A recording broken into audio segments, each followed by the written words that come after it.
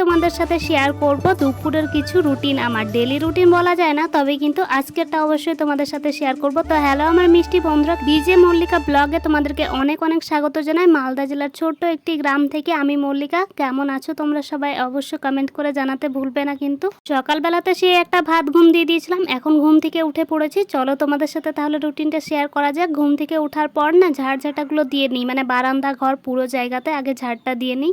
যেহেতু সকাল থেকে বৃষ্টি পড়ছিল তাই তিরপলগুলো বিছানো হয়েছে, কিন্তু এখনো তোলা হয়নি। এখন হবে, হ্যাঁ এখন কিন্তু রৌদ্র পড়ছে না। আর স্নান করে আসার পর ঘরের মধ্যে কিন্তু মেলে দিয়েছিলাম এই জামা কাপড়গুলো। আর ঘরের বিছানার অবস্থা দেখো সেটা কি হয়ে আছে। দুপুরবেলাতে যেহেতু আমি ঘুমিয়েছিলাম, দুপুরবেলাতে কি হয়েছে জানো তো, ফ্যান চালিয়ে দেখছি এদিকে বেশ ঠান্ডা লাগছে, ফ্যান চালাচ্ছি না তো গরম লাগছে, তাই বুঝতে না পেরে ব্ল্যাঙ্কেটটা গায়ে দিয়ে কিন্তু ফ্যানটা চালিয়ে দিয়েছিলাম। কে কে আমার মতো পাগলামি করো অবশ্যই কমেন্ট করে জানাবে। তারপর বিছানাটাকে গুছিয়ে ফেললাম। আর বিছানার মধ্যে দেখো আমি কি কি রাখি। ওই কোনার মধ্যে দেখছি ওই সাইডটা যেহেতু আমি ঘুমাই, তো ওখানে জলের বোতলটা ওখানে থাকে, কারণ আমার না রাতের বেলাতে জল পিপাসা বেশি পায়। আর এই দিকে একটা পাখা রেখে দিয়েছি কারেন্ট চলে গেলে যেটা কাজে আসবে, মানে হাত পাখা। আর এই দিকে জামা কাপড়গুলো এখন যেহেতু বাইরের দিকে বেশ ভালো রৌদ্র উঠেছে, তো সেই কারণে তুলে নিয়ে বাইরের দিকে মেলে দিতে হবে, সেই কারণে তুলে নিচ্ছি।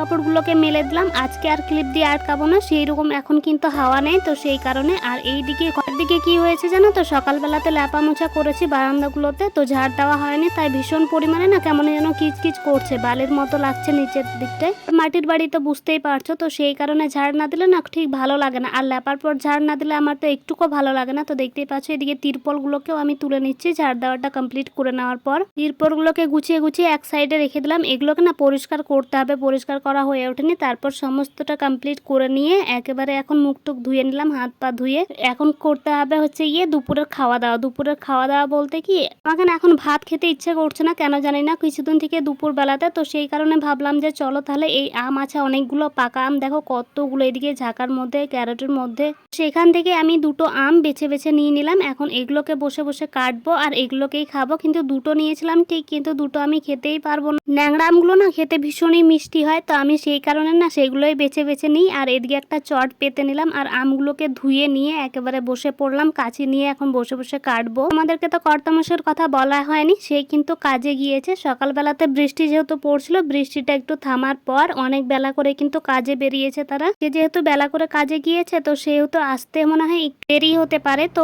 দেখতেই পাচ্ছ টুকটুক করে আমি আমটাকে কেটে নিয়েছি আর কাটা আমার কমপ্লিট হয়ে গেছে। একটাতে বাটি ভরে গেছে, দুটো আমি এমনিতেও আমার পেটে দুটো জায়গা হবে না, জন্য তো ওই একটাই যথেষ্ট। তো চলো তাহলে ওই ঘরের দিকে বারান্দায় গিয়ে বসে বসে খেতে হবে, সেখানে না ভীষণ ভালো হাওয়া দেয়, তো সেখানে বসে বসে দুপুর বেলাতে আমি খেয়ে থাকি। একটা জলের বোতল নিয়ে নিতে হবে। আর দেখো একটা বোতল আমি বগল দাবা করেও নিয়েছি, হাতে ফোন আর আম সমস্ত কিছু নিয়ে চলো এবার যাওয়া যাক। আর এইদিকে একটা বস্তা না এখানে রাখাই থাকে, বেলাটাতে যেহেতু আমি এখানটাতে বেশিরভাগটা বসে খাই বা বসে বসে ফোন দেখি এখানেই। চলো তাহলে ভিডিওটি আমি এই পর্যন্তই রাখছি। আর এটাই হচ্ছে আমার দুপুরের ডেলি না, তবে আজকেরটা তোমাদের সাথে শেয়ার করলাম।